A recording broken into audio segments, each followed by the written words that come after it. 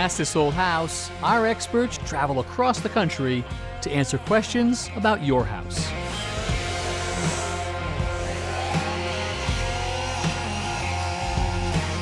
Today on Ask This Old House, this homeowner can't get his grass to grow, but Lee has a solution. Then, Ross walks us through the considerations you need to make before switching to heat pumps.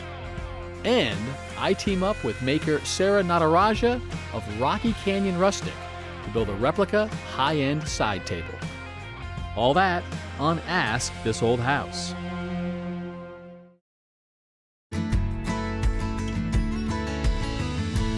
Thanks so much for coming, Lee. Really appreciate it. Thanks for having me. So we're really pleased with our front garden, and our side garden is decent. Yep. The problem has always been this backyard. Okay. And as you can see, it's kind of a dirt patch. There's a lot of moss. Sure. We do have 4 sprinkler heads, and I've tried seed, I've tried sod. Okay. Everything's failed. So we're trying to find a good solution so my kids can play back here, and we don't know what to do. So what I see back here, not enough sunlight. Grass needs sunlight and watering. Conditions are real shady here. Right. And I think the combination of the watering and the shade, so that, the sunlight needs to come in and burn off the water. I don't think we had that. So that's why we have a huge moss issue right now. So I think what we need to do is see what we can use for a grass type material. All right, what do you think? It sounds great. We're happy to try anything. All right, we'll try it. All right, good. Let's go. do it. I want to use this, okay? This is called micro clover sod. Durable, shade tolerant, not so fussy where it needs a lot of watering. It looks great. Will it be more resilient than what I did years ago? Yeah, years ago you probably put a bluegrass in here, which Okay. requires a lot of sun and watering, and it's more fussy. This is not as fussy. But also, I want to start off with some compost, okay? I love compost. I want to mix this in the soil, and this will help our product out, the sod, okay? All right? And then I want to put some leaf mulch in. I'm going to try to talk you into putting some beds around the side. And this is some leaf mulch here. This is really good stuff. That will finish it off. So I think the aesthetics will look much better with these beds. Yep. Do you think there'll still be enough space for the kids to run around? Yes, I think so. Also, the sod won't do well close to the fence. But also, I want to keep the theme of your property going with some flowers and plants back here. All right, sounds good. And then I think to top it off, I think we need to do some pruning on some of the trees. All right, just to give me a little bit more daylight back here. It will help out a lot. That sounds good. All right, so let's get to work. What do you think? Let's do it. Okay. So how do we know exactly where to cut without hurting the tree? Okay. What I like to do is wherever the sun's shining on. So what I want to do, I'm going to cut it back here. And this is going to open it up a little bit. Okay. Okay. And just go slow back a little bit. Try this one out here. See how the light coming in?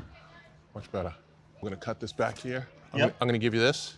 What's the difference between these two tools? They're pretty much a little bit the same. This is like a hand pruner with an extension on it, which works really well. And this is a pole cutter, where you pull this back on the rope. So we'll put it up here? Yep, perfect. And feel it, and then pull it right back. Let's do one right here, one more. Feel it? Nice, nice job, sir. Good. Nice job, real good. Okay? So what I want to do is just dump a little pile. Give me a pile right over here. Just half the wheelbarrow, okay? And we're gonna spread this out. All we wanna do is just lightly move the material like that. That's all we wanna do. So what do we got, a school behind us over here? Kids on recess? We do, K through 8. Nice. Well, keep them off my grass. That's all I care about. Black gold, this is nice stuff. So watch me for a second, yeah? Lift it up. Keep it moving. That's all we're doing. That's all you're doing.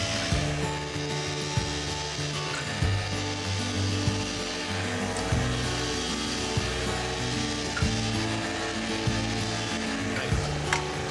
So what I want to do now here, Sam, is drop this down, okay? Because it's too high around the tree.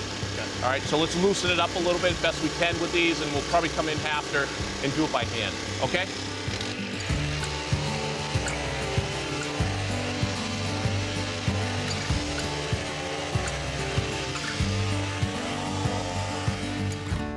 So Sam, we're all done tilling it all in. We got the compost in there looking good. So let's do some beds. Let's draw the beds out. I like to use a spray can. So what I want to do is start over here off the fence, come about 30 inches out. So that's our bed right there. That's where the plant material is going to go in there. Looks good. I have some shade tolerant plants. This here is an Annabelle hydrangea. Okay. Really nice flower on this. Blooms most of summer. You'll be really happy with this. So let's put this one, let's just try putting this one here up against the fence. That will look nice. And then I have some PJM hydrangeas, early spring flower, really nice. And these here are called limelights. Nice one for shade. And these will get good size. Let's add this Annabelle. Thank you. Right between? Yes, right there. Yep, right deadhead. That's nice. It looks like a nice variety of colors too when they bloom. Variety of colors and textures. What do you think? I think it's good. So I like to dig the hole twice the size of the root ball going in. Put that in for me. Nice job. Real nice. That's pretty good.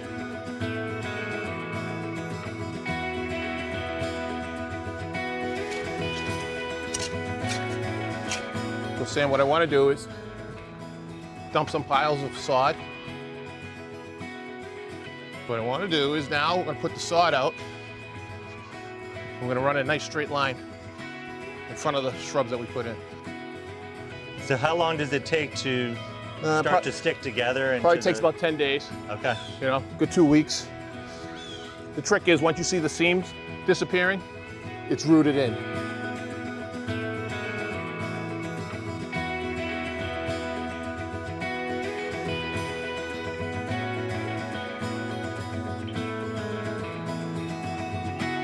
So Sam, what I want to do now is we have little strips on the edge. So what I want to do is cut back into the lawn so there's no small strips close to the edge. You know, it just looks good too. There we go, take that out. Throw it off to the side. And guess what? Now we're all set. Put this right back. That's a great trick. You like that one? So we're gonna cut it along the cobblestone now, okay? Throw that out of the way for me. Perfect. So we found the irrigation systems, the heads. So I'm gonna cut this out. So now irrigation goes on, be able to pop up freely. Perfect. So Sam, we got some good leaf mulch. So we're gonna put this down all around the plants, toss it down. Lee, it sounds like the kids are getting out of school, so my kids will be home shortly. Perfect. What do you think? I love it. Thank you so much. This is a total game changer. Came out pretty good. It's amazing. Best. Good job. You did a good job. Hey, Dad. Who's this? Oh, hey, buddy. This is Max. This is my youngest son. Hi, Max. I'm Lee. Nice to meet you. Nice to meet you. What do you think? This is insane. I know. It's Came out pretty good. amazing. It's going to be such an improvement. So what I need you guys to do, Max, help me out on this one. Okay. All right. I need you to water the plants every day for me for about 10 days. Okay. Yep. And then we're going to do the grass probably like once, twice a week. That's it. Just enjoy it. Incredible. Thank you Thank so you. much. Nice to meet Really, you. really, really appreciate Max, it. I'll see you soon. Okay. Take care. Bye, guys. Should we test it out? Yeah. Okay.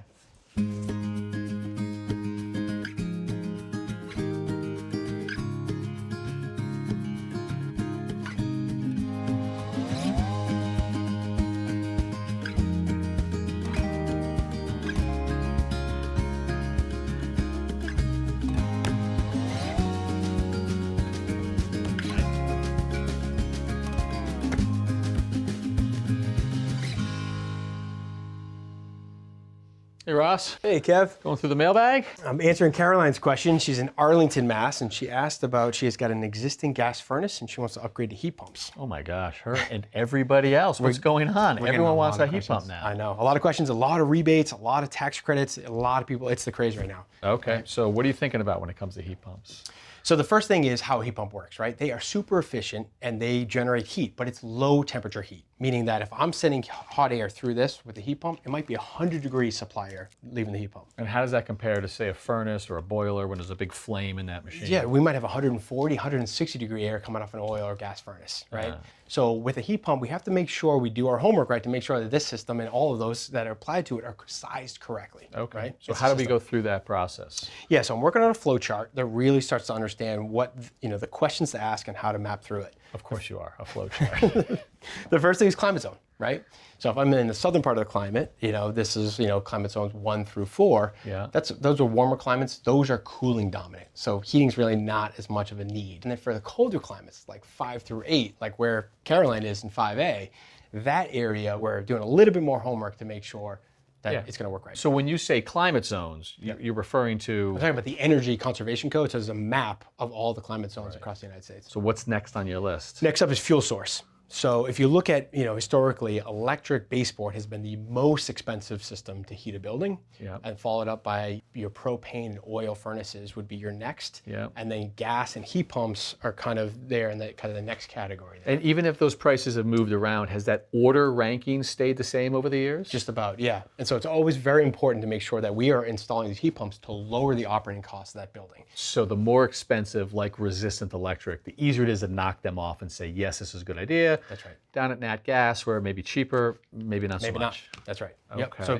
it begs the question to go to the next one, which is system type, right? So if I'm a forced hot water system or if I'm a ducted system, 2 different opportunities there. Forced hot water is baseboards or radiators. Yep. Most of those houses are going with mini splits, like your ductless, or ceiling cassette units, because there is no ductwork. Right. And in that situation, you haven't really replaced the baseboard. You sort of supplemented. That's right. So we call those dual fuel hybrid systems, right? So they still have the ability to heat and cool through the heat pump, but they have the ability to use the old existing heating system if they need to when it gets really cold out. So let's talk about ducted systems like Caroline has. How do we know if it makes sense to replace a heat pump in a ducted system? So the first thing I look at would be duct size, meaning can the heat pump move the right amount of CFM, the right amount of energy through the existing ductwork. So generally you'd want bigger, if I understand this correctly, because there's a lower temperature air, you probably have to deliver more of that air than if it was a 165 degree air, 140 degree air. That's right, but we can use tools like this to measure, right? So we can actually measure the static pressure that's in the duct system, kind of analogous to like blood pressure, but for ductwork to make sure that, hey, if my fan has to work really hard to move the delivered CFM, the cubic feet per minute through that duct system, if it has to work really hard, the heat pump might not be able to work to be able to deliver the right amount of energy to that far bedroom at the end of the wing. So size is important, and you can measure for that. That's right. The next one is leakage and making sure that it's insulated, especially if this is running in an unconditioned attic. Right. So if it's big, that's okay, but if it's leaking air everywhere, not so good. That's right. Or if it's 1,000,000 degrees or 0 degrees in the attic and not insulated, it works that much harder. Think about all that 100-degree heat that the heat pump efficiently generated, and now it's leaking it to the attic, and nobody wants to Never condition gets the to the attic. room. Never gets to the room. All right. So you go through all those decision points, you make a recommendation to the homeowner. That's right. Is the homeowner ever in a position to do this on their own, or just call up who's ever offering the incentives, or should they really always be getting somebody to help them with the calculation? They really should be leaning on someone that does this every single day, somebody that knows what they're doing, that can do the testing to make sure that these heat pumps are designed and installed appropriately. All right. Well, listen, it's a flow chart, so it's a little dorky, but I know it's going to help Caroline and a lot of other people too. So thank you. Cool. Today we are doing a guest build it. We're going to be working with a woman who we came across on social media, and some of her projects piqued our interest. So we have come to her house where she gets her inspiration and does her work. Sarah, nice to meet you. Nice to meet you, Kevin. Thanks for coming. Yeah, thanks for having us. So this is home, right? This is home. And what inspired you? Why'd you get into this?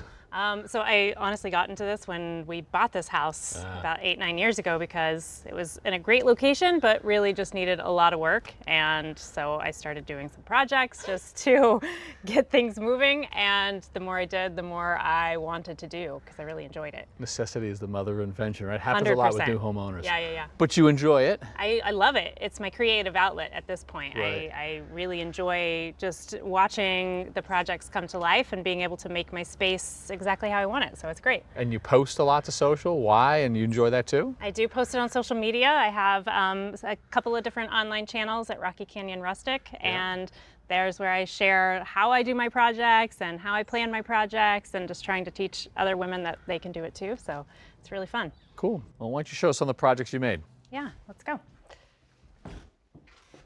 All right, so this piece actually was a thrifted find, and I just updated it to make it something more functional. And it's kind of hiding a little secret here because it is actually a dog feeder station. Right in here it holds my dog's food, and then down here this door stays open, and it's got the water and the food bowl and all that fun stuff. So Super clever. yeah, makes it look pretty. Very popular. Yeah. How'd this one go over when you posted it? Really well, actually. People like this a lot because people like seeing something that you can take like one piece and just turn it into something else, which is really cool. So you took something existing and you converted it, but you do build stuff from scratch as well. I do. Sometimes I'll build things from scratch just so that I can find something custom for my space. So I'll typically find something, a piece of inspiration online, and then I'll take that and customize it to my space so that the dimensions are good and it fits exactly what I'm looking for. Right, and so give me an example of what you did in that situation. So I recently redid a bathroom, and it's a relatively small bathroom, and I just wanted a really cool style vanity, but I could not find anything to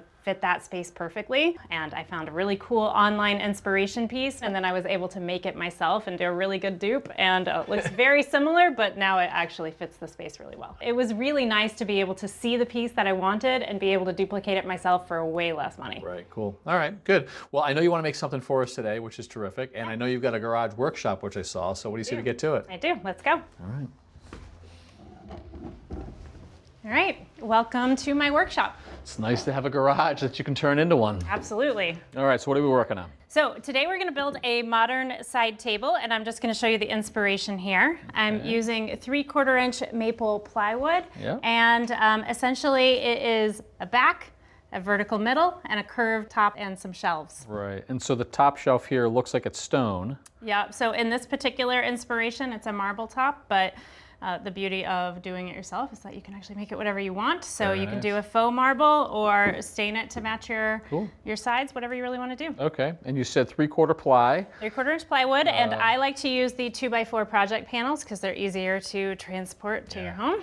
You don't need a pickup to get those home. Yep, and so I use a cut list optimizer that I find online that just helps me minimize waste and know exactly how I'm going to make my cuts. So I've got it all planned right here, and we've got 4 separate pieces, 3 from one sheet and 1 from the second sheet. All right, let's start cutting. All right, great.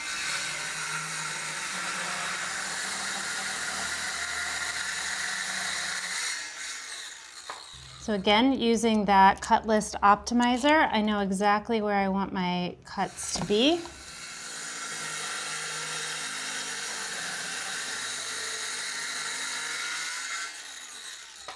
All right, so if you remember, the top and the middle shelves actually have a little arch to them. So now we're gonna add that to this top piece here.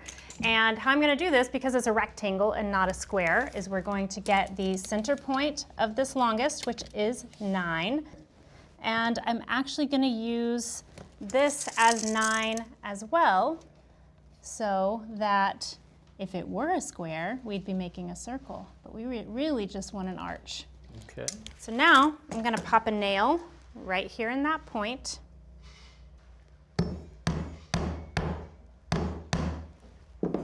And then saw a cool little trick that you can actually just use your measuring tape instead of a string. The measuring tape around. Hits the edge right there. Yeah, and I'm going to flip it to do the other side. Very cool.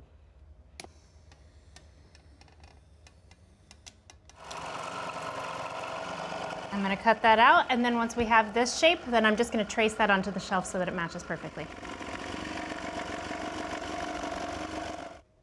And then just using this as my template. All right, then we'll cut that out too.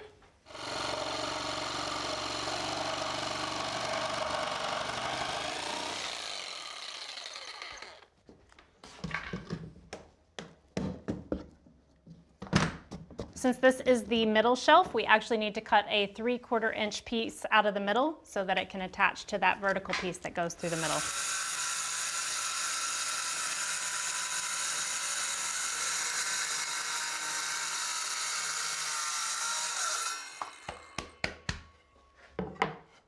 All right, all our pieces are cut, so it's time for assembly, and I'm going to use pocket holes for this piece. Okay. What I like to do is just mark along the side that I'm going to be doing pocket holes first, just to make sure I don't mess it up along the way. And then I'm kind of dry fitting as I go as well. So with these shelves, you can find a good way to make sure that they're going the direction that you want.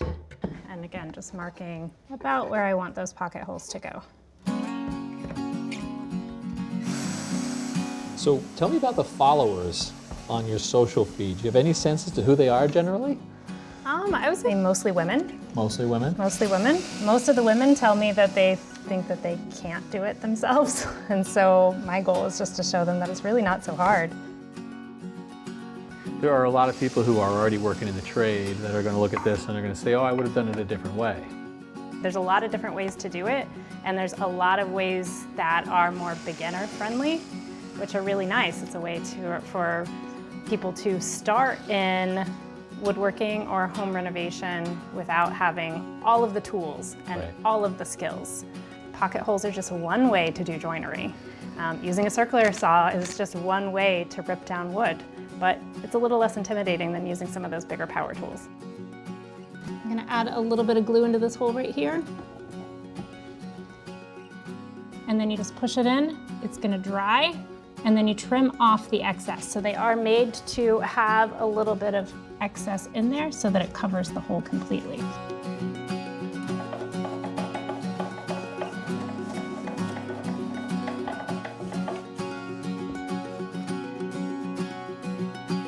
Now I'm going to use a little bit of this edge banding, which you can get in any species of wood that you're working with, and it just allows you to get a nice finished look for plywood.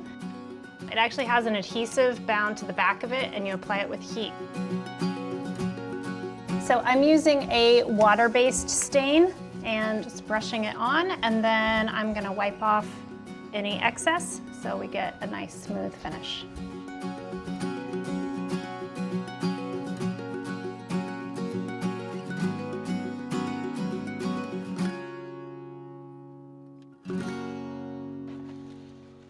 In order to give it the faux marble top, I'm going to use a little faux marble contact paper. Well, it Made doesn't longer get arms. any easier than that. I know, it sure doesn't. And if you have a little bit of a bubble or something, you can just take a flat tool, just work those right out. Did you ever think 2 years ago you'd be building your own furniture for your living room? I really didn't, and now I'm just, I'm excited to keep building and learning new skills and up in my game. Learning and inspiring others to get out there and to give it a try. Yeah. Very nice. A real pleasure working with you, Sarah. Thank you. Thank you so much.